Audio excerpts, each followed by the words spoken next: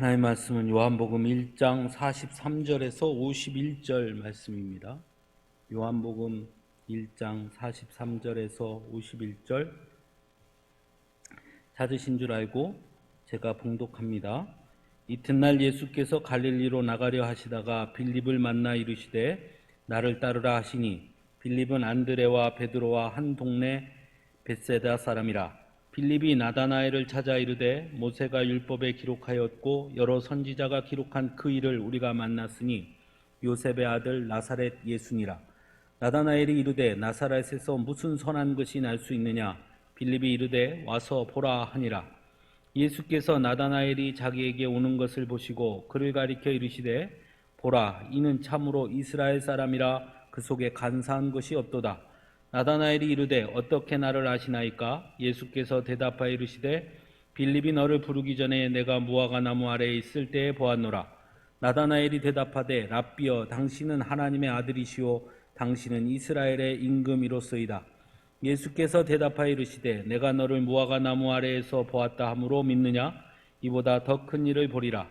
또 이르시되 진실로 진실로 너에게 이르노니 하늘이 열리고 하나님의 사자들이 인자 위에 오르락 내리락 하는 것을 보리라 하시니라. 아멘. 이 요한복음 1장 43절에서 51절 말씀은 그냥 보면 되게 이해하기 쉬운 내용인데 꼼꼼히 들어가 보면 정말 이해하기 어려운 본문 중에 한 본문입니다. 그런데 앞에 1장 35절에서 42절, 그러니까 요한의 두 제자가 처음 예수님의 제자가 되는 그 과정하고 이어서 오늘 빌립과 나다나엘이에요. 그러니까 35절에서 42절에는 누가 등장하냐면 안드레, 그죠? 근데 35절에 요한이 자기 제자 중 두 사람과 함께 섰다가 37절 두 제자가 그의 말을 듣고 예수를 따랐다 그럽니다. 그러면 한 사람은 누구예요? 한 사람은 안드레, 그죠? 한 사람은 안드레예요. 왜냐하면 40절에 보면 1장 40절을 가보세요. 요한의 말을 듣고 예수를 따르는 두 사람 중에 하나는 시몬 베드로의 형제 안드레라 이렇게 나와요. 그럼 한 사람 안드레. 그럼 또 한 사람 누굴까요?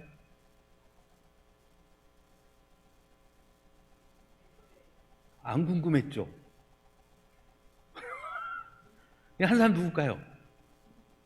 자, 요한의 두 제자가 예수님을 따라갔어요. 한 사람은 안드레예요. 그걸 알고 있는 사람은 그거 같이 간 사람일 거 아닙니까? 그걸 아는 사람이 이걸 썼을 거 아닙니까? 그러면 누구겠어요? 네? 사도 요한이죠. 그러니까 요한의 말을 듣고 세례 요한의 말을 듣고 예수님을 따라간 두 제자는 누구다? 요한과 안드레예요. 그래서 요한과 안드레가 가서 요한은 아무 말이 없고 안드레가 누구에게 전해요? 베드로에게 전하잖아요. 그래서 원래는 둘이 갔다가 몇이 됐어요? 이제 셋이 된 거죠. 그렇죠? 그런데 자 보세요. 38절에 보면 지난주에 한 거니까 38절에 보면 예수께서 딱 보니까는 예수님 뒤를 졸졸졸 따라오거든요. 둘이. 그러니까 예수님이 39절에 뭐라 그러냐면 뭐라 그럽니까? 와서 보라 이렇게 말해요. 그런데 오늘 읽은 본문에도 이와 똑같은 말이 있어요, 없어요? 와 보라. 그죠? 근데 여기는 와서 보라를 누가 했어요? 앞에는 예수님이 하셨고, 오늘 본문에서는 와서 보라를 누가 해요? 빌립이 해요. 그죠? 그러니까 좀 차이가 있단 말이에요. 앞에는 와서 보라를 누가 했어요? 예수님이 했어요. 뒤에는 와서 보라를 누가 해요? 빌립이 해요. 또 차이가 있습니다. 앞에는 요한이 예수님이 가는 걸 보고 보라 하나님의 어린 양이로다 하니까 두 제자가 뭐예요? 예수님을 따라가요. 그런데 오늘 본문의 빌립은 어떻게 해요? 예수님이 스카우트예요. 그렇죠? 가다가 빌립을 만나니까 뭐라 그래요? 딱 만나자마자 나를 따르라 그래요. 그러니까 안드레와 요한과 베드로에게는 예수님이 나를 따르라 한 것이 아니라 안드레와 요한은 자신의 스승 세례 요한의 이야기를 듣고 예수님을 따라갔고, 베드로는 자신의 형제 안드레의 소개를 받고 따라갔고, 빌립은 예수님이 나를 따르라 이렇게 하셨단 말이에요. 그리고 오늘 누가 나와요? 나다나엘이 나와요. 그러면 지금까지 예수님의 제자 총 몇 명 나왔어요? 5명이 나온 거예요. 요한, 안드레, 베드로, 빌립, 나다나엘. 그죠? 근데 그 중에서 예수님이 직접 나를 따르라라고 한 말은 누구에게만 했어요? 빌립에게 했어요. 나를 따르라. 그죠? 자, 우리 주일학교 때로 돌아가서 예수님의 12제자를 한번 얘기해 봅시다. 베드로. 해보세요. 예수님의 12제자. 베드로, 안드레, 야고보, 요한, 빌립, 그 다음 바돌로메, 도마, 마테, 알페오의 아들 되는 야고보와 시몬과 다데오와 가룟유다라. 나다나엘 있어요 없어요? 예? 그럼 이 나다나엘은 어떻게 된 거예요? 여기 나다나엘, 나를 따르라. 예수님께서 다른 복음서에 보면 나를 따르라. 그건 누구에게 했어요? 12제자. 그럼 나다나엘은 어디 갔어요? 나를 따르라. 여기서 따라간 이 나다나엘은 어디로 갔어요? 다시 무화과나무 아래 가서, 무화과나무 아래 가서 과부자 틀고 이렇게. 여기는 크게 2가지 설이 있어요. 정확하진 않아요. 먼저 나다나엘이라는 뜻은 하나님의 선물이라는 뜻이에요. 네, 하나님의 선물이라는 뜻의 이름을 가진 예수님의 제자 중에 이름이 하나 있어요. 그게 누구냐? 마태예요. 마태. 그러니까 나다나엘은 마태다. 네? 이렇게 얘기해요. 이렇게 주장하는 사람이 있어요. 그게 맞다는 얘기가 아닙니다. 아무도 몰라요. 그냥 그렇게 말해요. 왜? 이름이 나다나엘은 하나님의 선물이다라는 뜻인데, 예수님의 12제자 이름을 쭉 보니까 하나님의 선물이라는 이름의 뜻을 가진 사람은 마태예요. 그러니까 마태가 나다나엘인가 보다. 그리고 다른 복음서에 보면 마태는 뭐로 나와요? 네?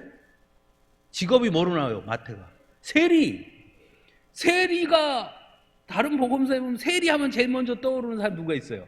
삭개오가 어디 올라가요? 뽕나무. 세리하고 나무가 가까워요. 무화과 나무. 왜 나무에 있을까요? 세리가 사람들을 피해서 항상 그래서 마태다라고 주장해요. 근데 또 다른 사람은 이렇게 말해요. 아니야, 마태 아니야. 왜냐하면 다른 복음서에 보면 마태는 분명하게 아주 직업 같은 것처럼 탁 나오잖아요. 근데 아니야, 그거. 그래서 예수님의 12제자 이름을 쭉 보니까 이름이 없는 사람이 하나 있어요. 예수님의 12사람 중에. 그 사람의 이름이 없어요. 바돌로메예요. 바돌로메는 이름이 아니에요. 바돌로메는 뭐냐면 돌로메라는 사람의 아들이에요. 디메오의 아들. 이해하세요? 바디메오는 디메오의 아들이라는 뜻이에요. 바자가 아들이에요. 그러니까 바돌로메는 돌로메의 아들이에요. 그러니까 다른 사람은 다 이름이 나오는데 이 사람만 돌로메의 아들로 나와요. 이름이 없어요. 바돌로메 몇 자? 그래서 나다나엘은 바돌로메다 이렇게 주장하기도 해요. 그러나 어쨌거나 저쨌거나 모두가 동의하는 건 이 나다나엘은 마태인지 바돌로메인지 누군지는 알 수 없으나 예수님의 12제자 중에 한 명이다 라고는 다 얘기해요. 근데 누군지는 정확하지 몰라요. 그렇게 얘기해요. 재밌죠? 근데 어쨌든 그 얘기가 중요한 건 아니니까 앞에 거랑 뒤에 거랑 비교해 보면, 자, 앞에 2 제자와 오늘 본문에 나오는 먼저 빌립을 얘기해 봅시다. 빌립하고 예수님의 관계, 나다나엘은 다음에 얘기하고, 빌립과 예수님의 관계를 보면 앞에 두 제자는 예수님을, 요한의 이야기를 듣고 예수님을 따라갔습니다. 예수님을 찾아왔어요. 그러나 빌립은 예수님이 그를 불렀어요. 그렇죠? 네. 그런데 잘 보세요. 그 두 제자, 예수님을 따라온 제자는 뭐라고 말하냐면, 따르는 것을 보시고 38절, 예수님께서 묻습니다. 니네 왜 따라와? 무엇을 구하느냐? 이렇게 물으니까 답이 뭐냐면, 랍비여. 그 다음 뭐라 그래요? 어디 계시오니까? 이렇게 질문해요. 아니, 눈앞에 있는데 어디 계시니? 이게 뭔 말이에요, 이게? 아니, 눈앞에 있는데 어디 계십니까? 이게 질문 되게 웃기잖아요. 그러니까 예수님이 또 뭐라 그래요? 와서 보라 그래요. 꼭 안 보이는 걸 오라 그러는 것 같잖아요. 그럼 무슨 뜻이냐, 이 말은? 너는 뭐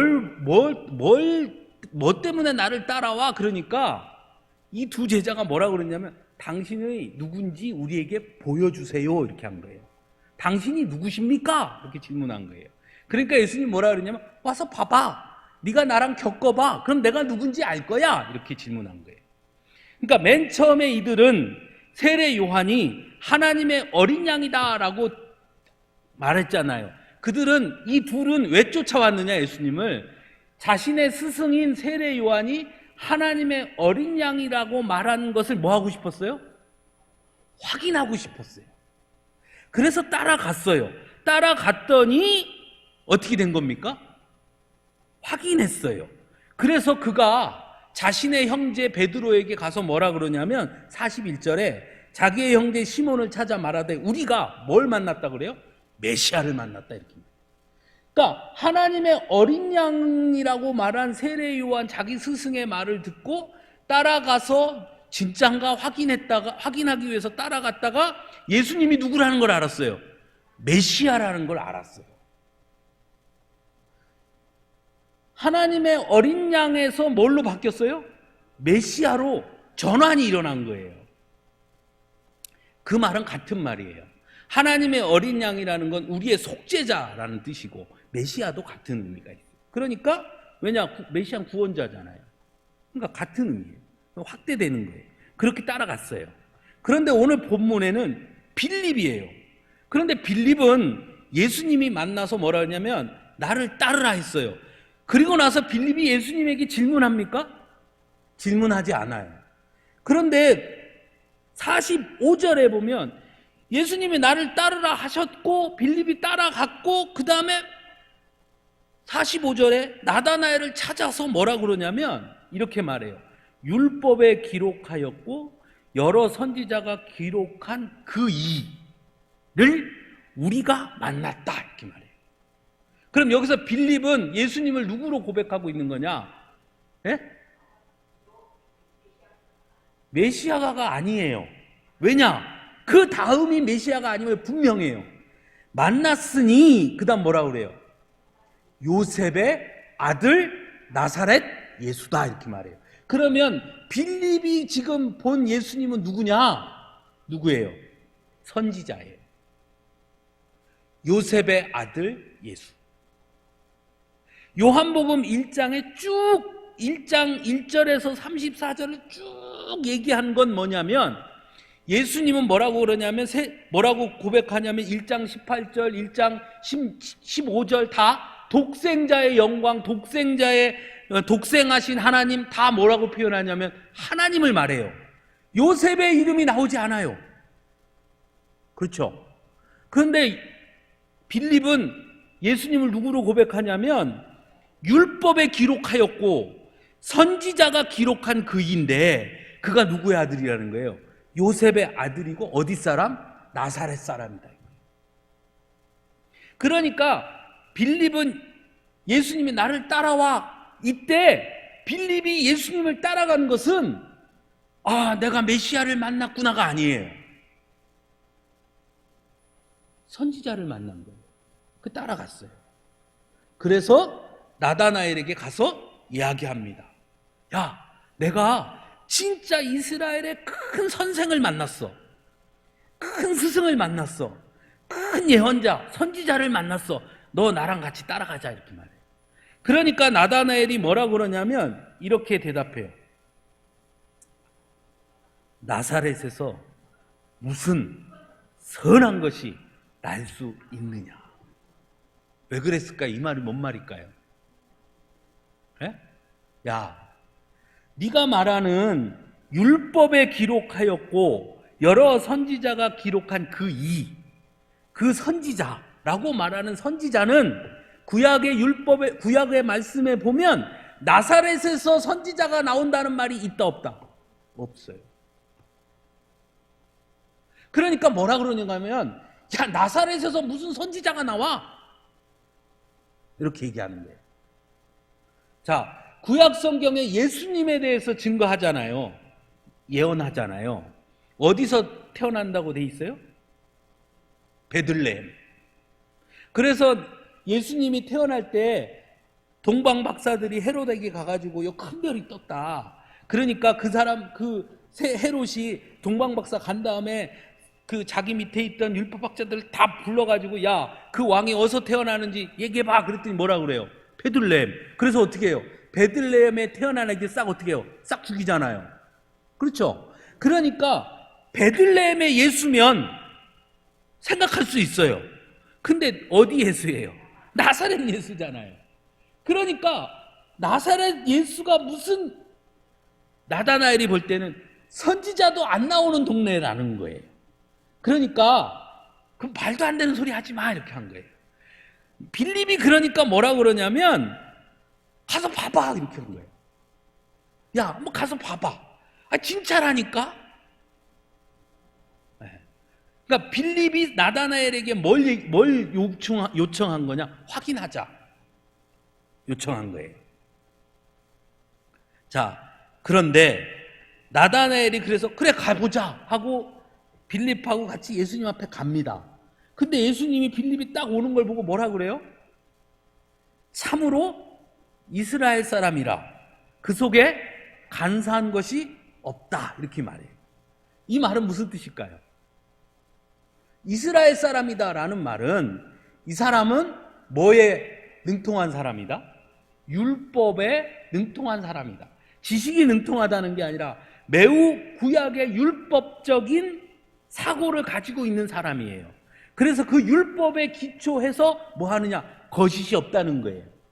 그러니까 나사렛에서 무슨 선한 것이 나와, 이게 다른 사람을 폄하하거나 빌립이 얘기한 걸 무시하거나 또는 조롱하거나 그래서 그 말을 한 게 아니라 나다나엘은 진짜로 자기가 알고 있는 한 나사렛에서는 안 나온다는 거예요.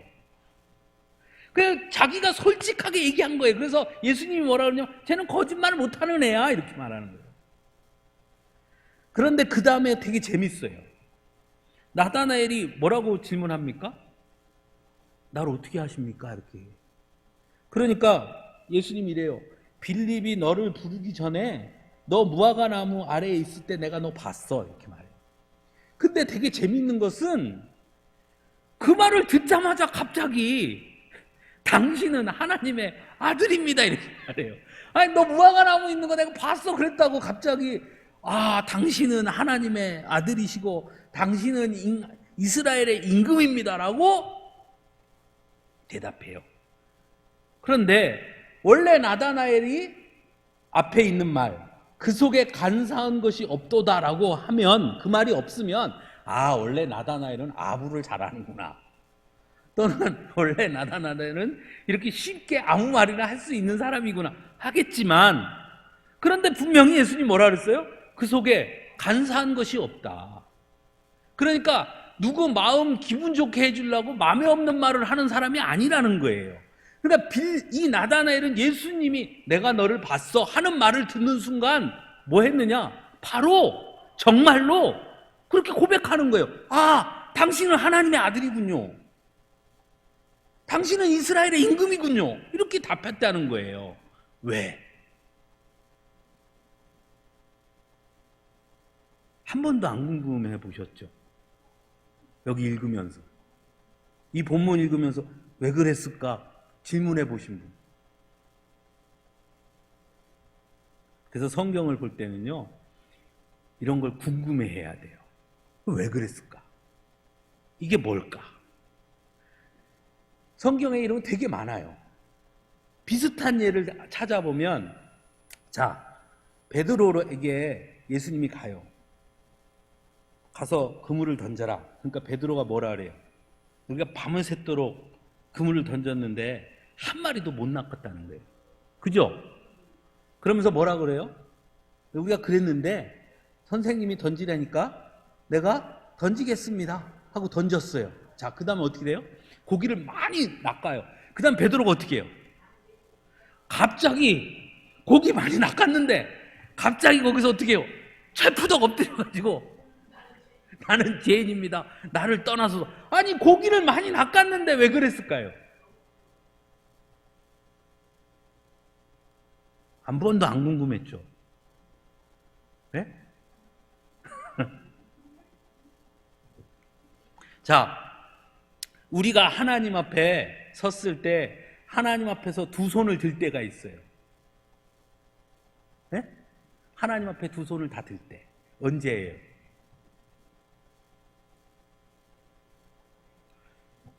다 자녀들을 키워봤을 거예요.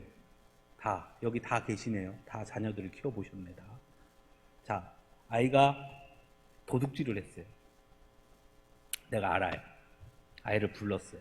너 일로 와, 앉아. 너 도둑질했지? 아이가 뭐라 그래? 아니. 너 언제 어떻게 했다는데? 아닌데? 그때 너 본 누가 그 얘기하던데? 아니야, 걔가 거짓말 하는 거야. 아니, 네가 훔치는 거 봤다는데? 아니야, 걔가 훔친 거고 나는 그냥 옆에서 그냥 이렇게만 했어. 계속 뭐 해요? 거짓말해요. 우리가 사실을 계속 직시하면 직시할수록 뭐 합니까? 계속 반대해요. 그런데 만일 아이가 도둑질을 했어요. 색연필을 도둑질했어요. 제가 그걸 알았어요. 그날, 그 다음날 아이를 데리고 그 도둑질한 가게에 가서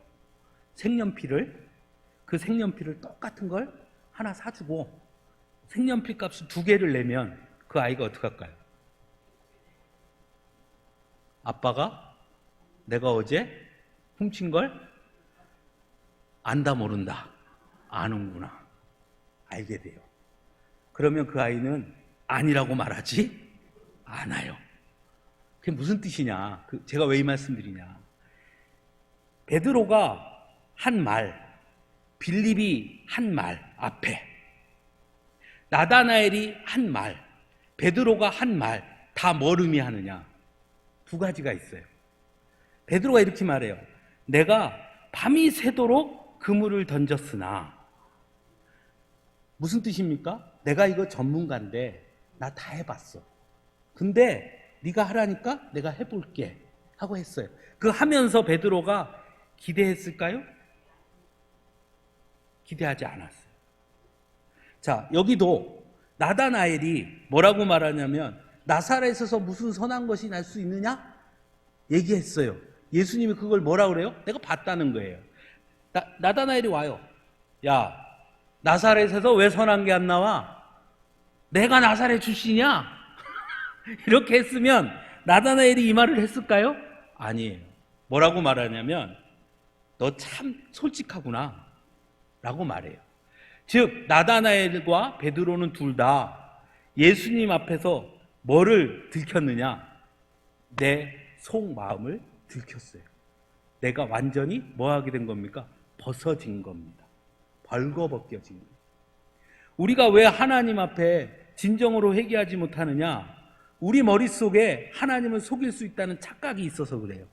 우리가 대부분 다. 저도 마찬가지입니다.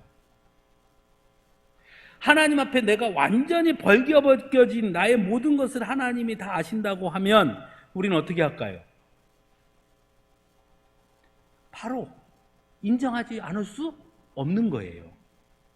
나다나엘이 내 마음의 모든 것을 아는 분이에요. 저분이 말을 하는 걸 보니까 그 순간 보통 사람이 아니구나 고백하는 거예요. 그런데 그 다음에 이렇게 말해요. 당신은 하나님의 아들입니다. 당신은 이스라엘의 임금입니다. 이 말은 나다나엘이 느끼고 있는, 나다나엘의 머릿속에 있는 메시아는 어떤 메시아냐?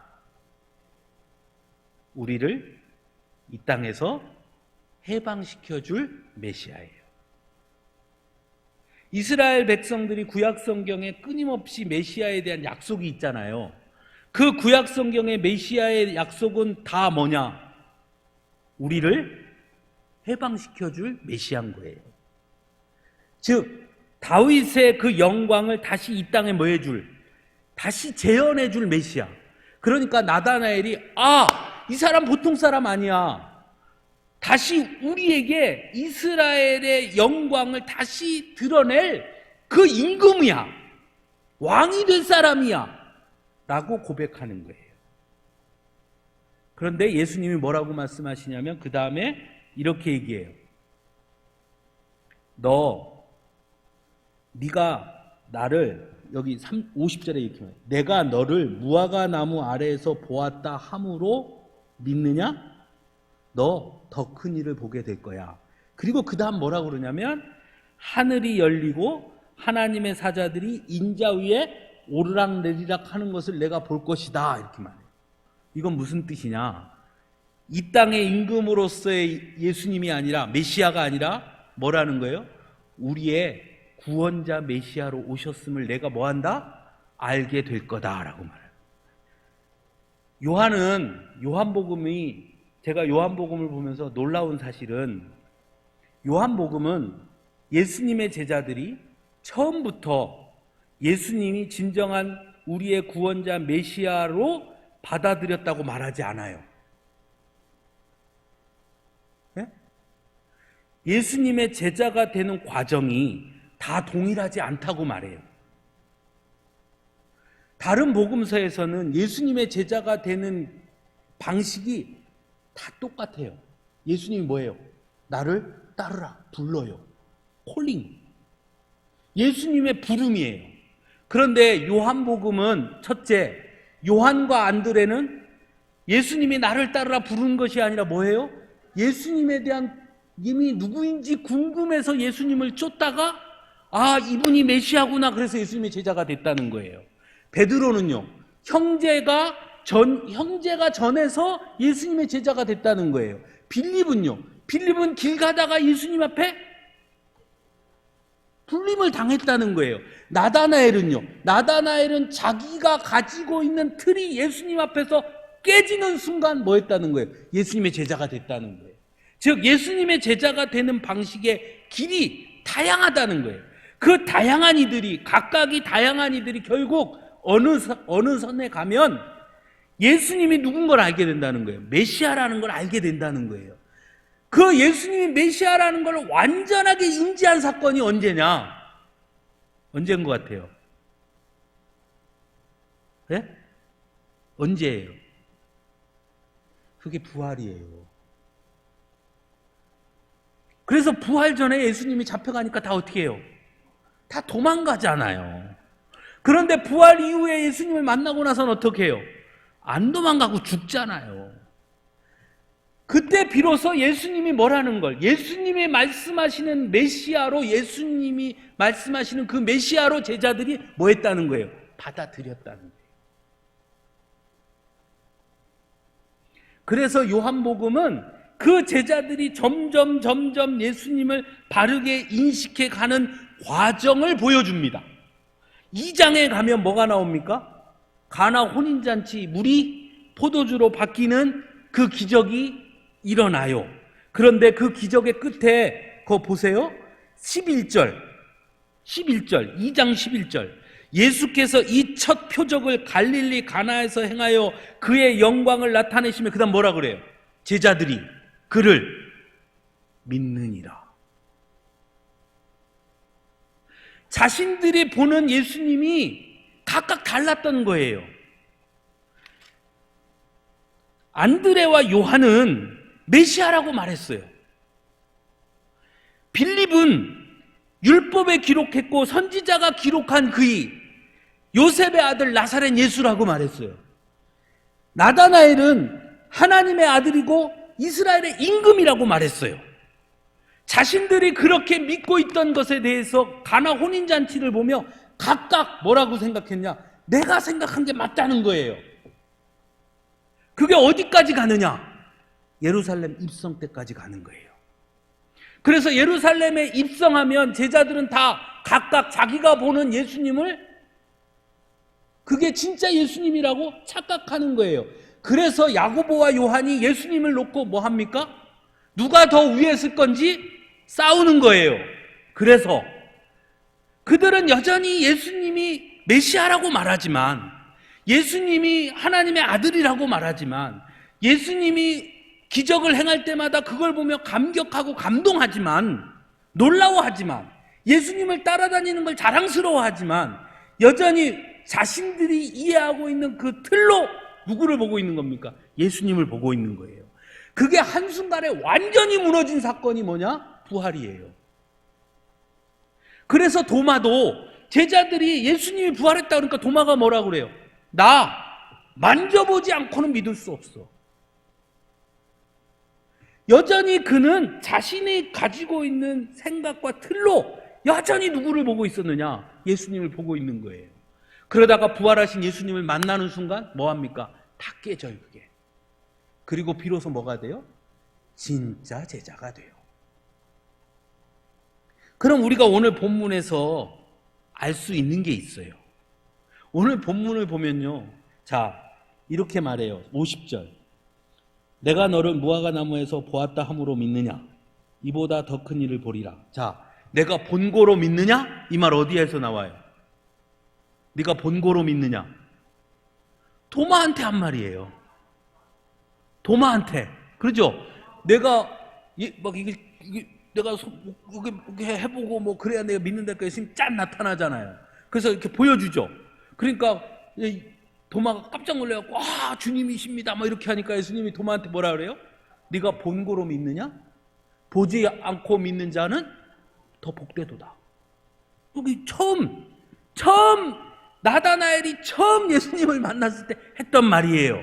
그러니까 처음 만났을 때 그때 나다나엘에게 했던 말이 부활하신 예수님을 만난 도마가 여전히 하고 있는 거예요. 이해하십니까? 예수님 곁을 몇 년 동안, 3년 동안 따라다니면서 수없이 많은 기적을 보았고, 그때마다 성경에 보면 다음 시간에 하겠지만 가나 혼인잔치에 물이 포도주로 변하는 걸 보고 그들이 제자들이 비로소 믿었더라 이렇게 말해요. 우리는 믿었더라 하면 아 이제 믿었으니까 진짜 예수님이 메시아이심을 믿었구나 이렇게 이해하기 쉬운데 그 믿음이 아니라 내가 바라보는 예수님, 내가 이해하는 예수님으로 예수님에 대한 확신을 점점 새기는 거예요. 오늘날 우리의 믿음이 그와 같지 않느냐 하는 겁니다. 정말 예수님이 우리가 보기 원하시는 거를 우리가 보고 있느냐? 아니면 내가 보고자 하는 것을 보면서 그거에 계속 확신을 갖고 있느냐? 이건 자기 확신인 거예요. 자기 확신이 나쁘냐? 자기 확신이 바른 자기 확신이 될 때는 너무 좋지요. 그런데 잘못된 자기 확신은 예수님과 동떨어지는 거예요. 그 자기 확신을 완전히 깬 사건이 부활이에요. 왜냐? 부활은 도무지 우리의 머리로 이해할 수 없기 때문에.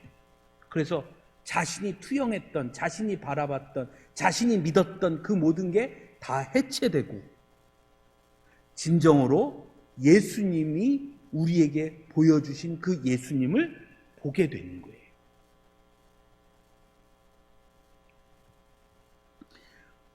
코로나가 저에는 그래서 중요하다고 생각합니다.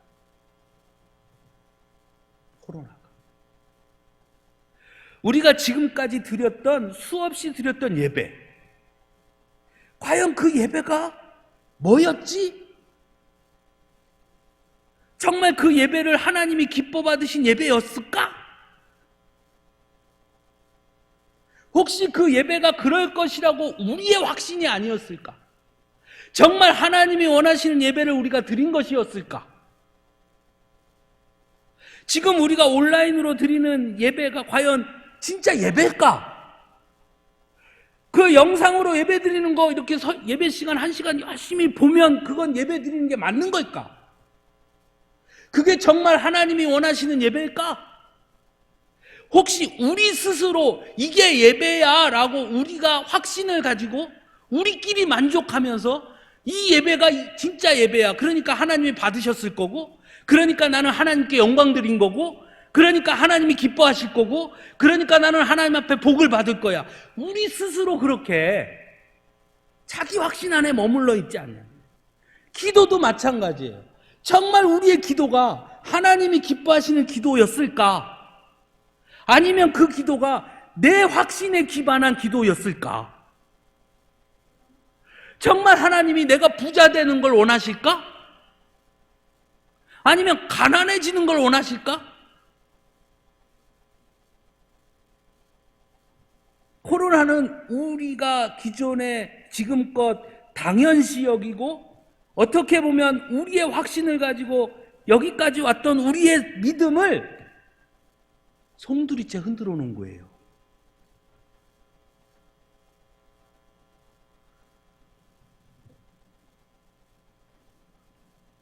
코로나 1단계, 2단계, 3단계 가면 이렇게 해서 전염되고 위험하고, 그래서 예배도 온라인으로 드리고 1단계가 됐잖아요. 그럼 1단계가 됐으면 그랬던 사람들이 다 와야죠. 옵니까 안 옵니까? 우리 교인들은 정말 훌륭해요. 제가 지난번 추수감사절 때, 우리 11월 첫째 주에 추수감사절 때 예배 이렇게 드리러 오신 거 보고, 야, 정말 우리 성도들은 정말 믿음 좋다, 저는 그렇게 생각했어요. 다른 시찰의 목사님들이나 다 여쭤보면요, 안 온대요. 이제 그러면 질문하는 거예요. 도대체 그러면 그동안 교회는 뭐였지? 우리의 예배라는 게 그럼 뭔 의미였지 그동안? 오늘 본문에서 우리는 몇 가지를 생각해 봐야 돼요. 첫째, 예수님의 제자된 제자라는 것이 물론 부름이지만 그 부름의 방식이 다양하구나. 어떤 이는 확인하러 예수님을 쫓다가 제자가 되고, 어떤 이는 길 가다 부름받아 제자가 되고, 어떤 이는 친구의 전도를 받아 제자가 되기도 하고, 어떤 이는 형제의 전도를 받아 제자가 되기도 하는 거예요. 반드시 예수님이 너 일로 와 이렇게 해서만 되는 게 아니라, 그렇죠? 하나님의 은혜라는 것이 우리가 생각하는 방향만이 아니라 때로는 우리가 생각할 수 없는 방식을 통해 은혜를 베푸시기도 한다. 왜? 하나님은 우리보다 뭐 하신 분이니까? 크신 분이니까. 그래서 나다나엘에게 예수님 말하는 거예요. 네가 보는 걸로 다 하지 마. 너는 내 제자가 되면 나를 통해 뭘 본다고요? 더 큰 일을 보게 될 거야. 네가 보고 있는 것보다 더 큰 걸 보게 될 거야. 네가 기준으로 삼고 있는 율법, 네가 기준으로 삼고 있는 너의 지식, 네가 기준으로 삼고 있는 너의 관점보다 더 큰 일을 보게 될 거야. 그게 예수님의 제자야. 우리가 예수님의 제자로 선다는 것은 그래서 한순간에 짠 되는 게 아니라 결국 뭐 하는 거냐? 되어져 가는 거예요. 되어져 가는 거. 오늘보다 내일, 내일보다 그 다음날 조금씩 예수님에 대해서 뭐 하는 거냐? 점점 더 알아가는 거예요. 예수님 그런 분이구나. 처음에는 예수님은 기도하면 다 들어주세요 해서 열심히 기도해요. 안 들어줘. 뭐 기도하면 다 들어준다더니 거짓말이구만. 아니에요. 조금 지나가면 예수님은 기도하는 걸 다 들어주시는 게 아니라 내게 유익한 것을 들어주시는 분이야. 또 조금 지나면 예수님은 안 들어주시는 게 아니야. 다 들어주시는 거야. 잘못된 것을 거부하는 것도 들어주시는 거야. 점점점 우리의 신앙이 발전하는 거예요. 그래서 우리의 신앙이 점점 성숙해져 가는 거예요. 어디에? 그리스도의 장성한 분량에 이르기까지 성장해 가야 돼요. 근데 우리는 우리의 틀에 딱 갇혀서 나는 예수님을 알아. 예수님이 이런 분이야. 딱 거기에 머물러 있는 거예요. 그래서 난 예수님 다 알아. 내가 신앙생활을 30년 했는데 그걸 몰라? 30년이 아니라 100년을 해도 몰라요. 왜? 예수님은 그것보다 더 크신 분이니까. 우리가 항상 그래서 하나님 앞에 더 겸손해져야 되는 거예요. 그리고 주님 앞에 나의 것들의 기준을 가지고 주님을 재단하지 말고 주님의 말씀 앞에 나를 가져가는 거예요. 루터가 이렇게 말했어요. 하나님의 말씀을 내게 끌고 오는 것이 아니라 내가 하나님의 말씀 속으로 들어가는 것이다. 하나님의 말씀을 보는 가장 좋은 방식은 하나님의 말씀을 내게 끌어다 접목시키는 게 아니라 나를 하나님의 말씀 속에 넣는 것이다. 내가 지금 필요한 게 있으면 하나님의 말씀이 뭐만 보여요? 구하라 주실 것이요. 그것만 보여요. 그건 뭐냐? 내 삶에 하나님의 말씀을 끌어당겨 온 거예요. 그래서 뭐라고 하냐? 구하라 주실 것이요. 채워줄 것이요. 입을 크게 열라. 부어주실 것이요. 맨 그 말씀만 갖고 와. 그래서 그것만 가는 거예요. 그게 아니라 하나님의 말씀에 내 삶을 들여밀면 때로는 내가 죄인이구나도 깨닫고 회개도 나오고 때로는 지금의 현실로도 감사하고 하게 되는 거예요. 그러니까 성경 말씀, 하나님의 말씀을 내 삶으로 끌고 오는 게 아니라 내 삶을 하나님의 말씀에 담궈야 되는 거예요. 그게 제자 되는 길이에요. 제자가 되어져 가는 과정이에요. 오늘 본문에서 보여주는 거예요. 요한복음 1장 1절에서부터 34절까지 아주 큰 틀에서 예수님이 누구인지를 사도 요한이 일목요연하게 쫙 설명합니다. 그는 이런 분이야. 태초부터 계셨고 하나님의 아들이고 쫙 설명해요. 그리고 제자가 나와요. 그런데 제자들은 그 사도 요한이 설명한 예수님에 대해서 다 알지 못해요. 이들이 점점 예수님과 함께 하면서 알아가게 되고 부활을 경험하면서 예수님의 부활을 통해 비로소 이들이 제자가 되는 거예요. 그래서 우리의 믿음에 있어 제일 중요한 게 뭐냐? 그래서 부활신앙인 거예요. 그래서 초대교회를 가리켜 뭐라고 그랬느냐? 부활 공동체라고 불렀어요. 왜 우리가 예배를, 물론 주일날 예배 드리는 이유가 태양력에 따라서 로마가 교회를 공인하면서 그 태양력에 맞춰서 일요일로 했고 이렇게 설명하기도 해요. 그것도 맞아요. 틀린 말 아니에요. 근데 교회가 그걸 받아들인 이유는 그날이 뭐한 날이냐? 부활의 날이어서예요. 그래서 그날을 뭐라고 불렀냐? 주의 날이에요. 부활의 날. 그게 우리의 신앙의 제일 중요한 핵심인 거예요. 부활은, 예수님의 부활 앞에서는 인간의 모든 관점과 기준과 모든 생각이 다 뭐 하는 거냐? 해체되기 때문에.